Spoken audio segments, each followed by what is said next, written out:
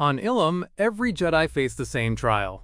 Enter the crystal caves, find the Kyber crystal meant for you, and forge your first lightsaber. Most younglings emerged with blue or green, the colors of tradition. But what if Anakin Skywalker's crystal had been different? What if, instead of blue, he found a rare purple shard glowing in the ice? In this version of the story, that's exactly what happens. And nothing turns out the same. Let's begin.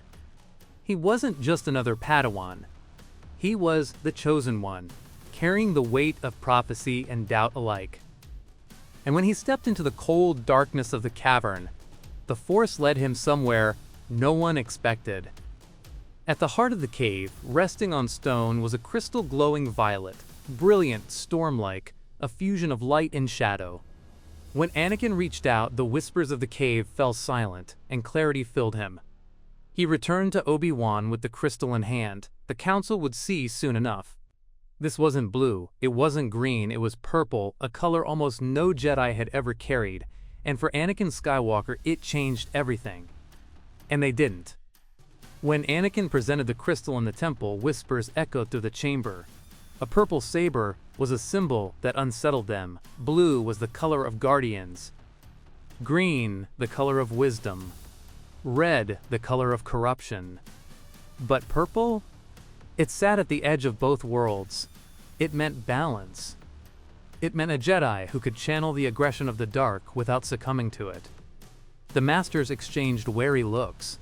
Only one of their number carried such a blade. Mace Windu. He alone had mastered Vapad, a form of lightsaber combat that danced dangerously close to the dark side, channeling an opponent's fury and feeding it back upon them. That a boy as volatile as Anakin had found such a crystal was a sign too powerful to ignore. Yoda studied Anakin quietly, his ears drooping. Rare this path is. Dangerous too, but chosen you have been. The Council debated long into the night. Some believed this was confirmation of the prophecy.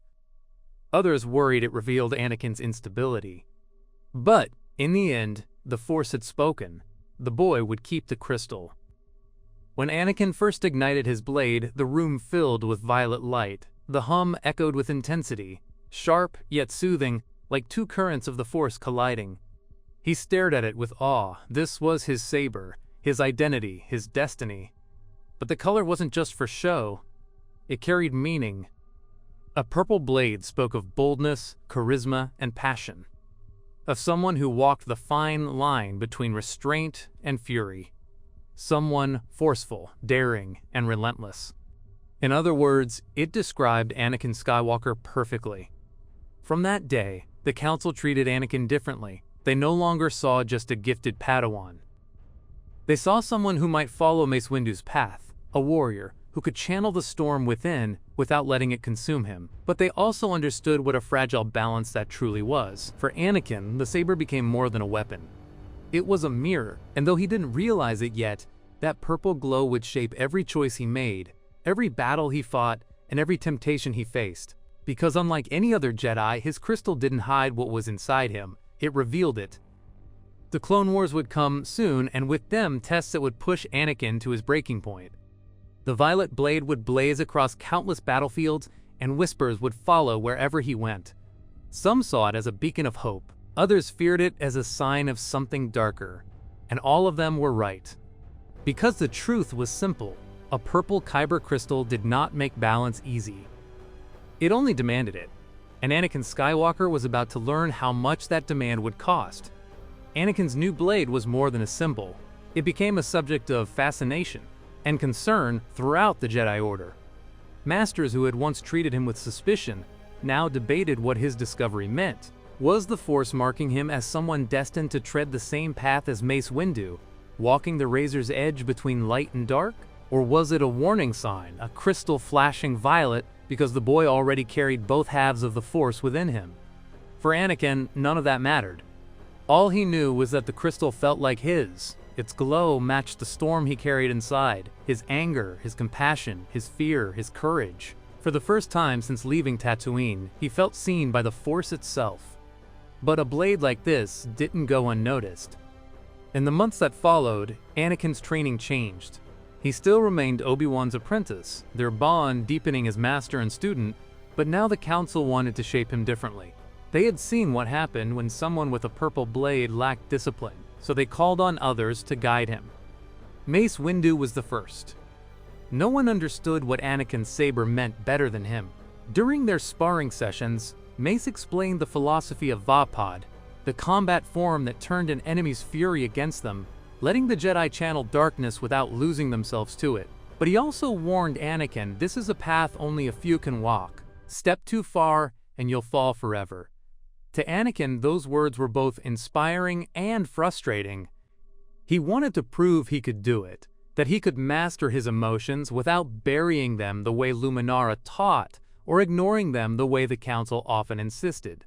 But he also felt Mace's doubt, the way the Master's eyes lingered on him as if waiting for him to slip. Other Jedi stepped in too. Shaak Ti emphasized patience and precision, teaching Anakin how to read opponents before striking. Yoda pressed him to let go of fear, reminding him that true strength came from harmony with the Force, not domination over it. Each lesson drilled into him a different truth, and for once, the Order treated him as more than a liability. They treated him as the chosen one they had been promised. Still, Anakin gravitated back to Obi-Wan. With him, the training was lighter, freer. They laughed between duels, teased each other during long hours in the temple. Obi-Wan felt less like a stern master and more like an older brother who actually understood him. It was Obi-Wan, not the Council, who reminded Anakin that even with all his power, he was still human. Yet in the shadows, someone else noticed the change. Chancellor Palpatine, ever watchful, now had an even stronger reason to draw Anakin close. The purple saber confirmed what he had suspected all along. Skywalker was unlike any other Jedi. His passions burned brighter, his emotions cut deeper, and Palpatine knew how to turn that to his advantage. Meanwhile, the war erupted. The Clone Wars thrust Anakin into battle after battle, and with each one, his violet blade carved through droids and dark acolytes alike. Soldiers whispered about it, spreading stories of a general whose saber glowed like fire, who charged headfirst into danger and always came out alive. To the clones of the 501st, it became a beacon, a sign that no matter how dire things looked, Anakin Skywalker would fight to the end. But not everyone saw it as hope. Some Jedi watched nervously, whispering that a purple saber was too close to red, too much like the Sith. Every time Anakin's temper flared, every time he let his emotions fuel his strikes, they wondered if the crystal was revealing a future they could not stop. One mission in particular cemented this unease. Sent to a forgotten temple to cut off Dooku's search for Sith relics, Anakin faced a guardian forged of bone and bronze, a hulking creature infused with the dark side. The battle shook the cavern walls. Anakin fought furiously, pushing himself past exhaustion, and for a moment his blade flickered, violet bleeding toward crimson before snapping back. He won, destroying the Guardian, but when he returned to Coruscant, whispers followed him. The crystal had revealed something again, how close he stood to falling. Yoda counseled him to meditate. Luminara urged him to bury his emotions deeper. Mace reminded him of the razor's edge he walked. But none of them offered the one thing Anakin truly craved: trust. To him, the saber wasn't a warning. It was proof that he could be more than the Council's narrow vision of a Jedi. That he could be something greater. Someone who embraced every part of himself: anger, love, fear, and hope, and still stood in the light. That conflict defined him through the war. On the battlefield, the violet blade made him a legend. To his men, he was unstoppable. To the Separatists, he was a nightmare. To the Jedi, he was a question they didn't know how to answer. And all the while, Palpatine whispered in his ear. He didn't tell Anakin to suppress his emotions. He encouraged them. He told him that passion was not weakness, that love was not shameful, that anger could be power if wielded correctly. Palpatine's words mirrored what the purple blade had already told Anakin. Balance didn't come from denial. It came from acceptance. The question was simple: which voice would Anakin listen to? The Council's warnings? His master's steady guidance? Or the quiet promises of a chancellor who claimed to understand him better than anyone else? The purple Kyber crystal had revealed Anakin's path. But whether it would save him or doom him, that was something no prophecy could decide. only Anakin could. As the war stretched on, Anakin's purple blade became both a symbol and a question mark across the galaxy.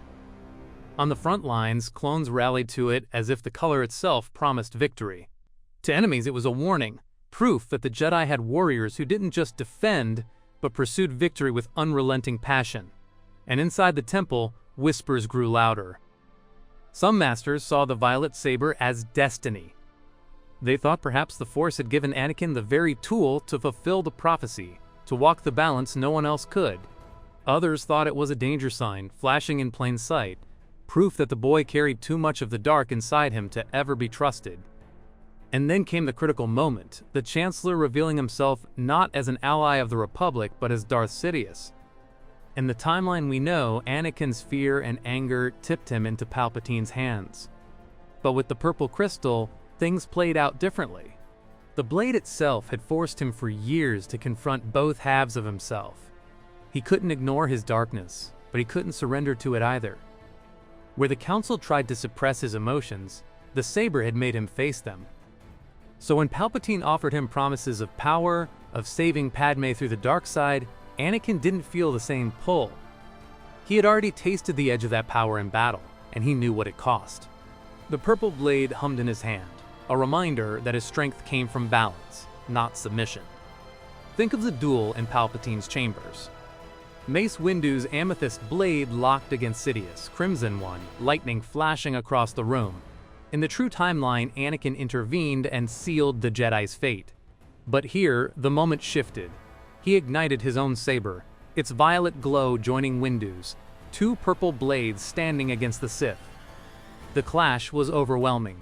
Lightning arced, windows shattered, and the Force itself seemed to tremble. Together, Windu and Anakin overwhelmed Palpatine. It wasn't easy. The Chancellor fought like a storm, his hatred pouring into every strike. But Windu's mastery and Anakin's relentless energy pushed him back, step by step. And then came the end, Sidious cornered, his lightning reflected back at him, his own power tearing him apart. This time, there was no betrayal, there was only victory. When the dust settled, Anakin stood in silence, his saber still humming. Windu looked at him with something he had never shown before, respect. But defeating Sidious didn't end Anakin's struggle.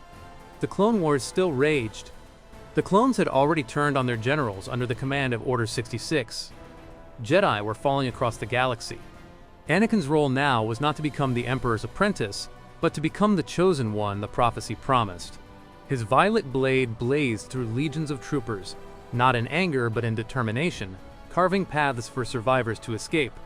For the first time, he fought not for the Order's approval, not for the Council's trust, but for the balance he finally understood. With Sidious gone, Count Dooku tried to seize control of the Separatists. But without his master's shadow, his movement collapsed into infighting. The Republic clawed its way back toward peace, though scarred by war and betrayal. And in the middle of it all was Anakin Skywalker, the Jedi with the purple saber, the living embodiment of what balance could mean. The Council had no choice but to reevaluate him. They had feared his emotions for so long, but now it was clear those emotions had saved them. His passion had made him fight harder. His love had kept him from falling. His anger had given him strength without corrupting him. What they had tried to suppress was the very thing that allowed him to destroy the Sith. It wasn't easy. Anakin still carried doubt, guilt, and frustration. The purple crystal didn't erase his flaws, it exposed them. But that exposure was the point. Unlike the golden crystal that symbolized harmony, or the white crystal that symbolized purification, purple demanded confrontation. To wield it, Anakin had to look at his darkness every day and choose not to let it win. And perhaps that was the future the prophecy had always pointed toward. Not a hero free of weakness, but one who carried both light and shadow and found balance in the storm. In time, the Jedi might have rebuilt differently. With Anakin at the center, the Order could have embraced a new philosophy, one less rigid, less fearful of attachments and emotions. Mace Windu's Vapad would no longer be the outlier, it would be a foundation, a recognition that balance wasn't about denying half of who you were. It was about mastering all of it. Padme would have lived, not hidden away in grief and fear, but by Anakin's side as the Republic reshaped itself. Luke and Leia might have been raised not in secrecy, but in the open, children of a Jedi who embodied both strength and compassion. And Obi-Wan? He would have remained by his brother's side, not forced into exile on a desert planet, but honored as one of the Jedi who had stood through the storm and survived. What if Anakin Skywalker had received a purple crystal on Ilum? Maybe the Jedi wouldn't have returned with rigid rules or old titles. Maybe balance wouldn't come through grand battles or thrones. Maybe it would come quietly, through struggle, through forgiveness, through facing both the light and the dark. Because the color wasn't just rare, it was a demand. And for Anakin, it might have been the difference between falling as Vader and rising as the Chosen One. And maybe, just maybe, that was the destiny he was meant to have.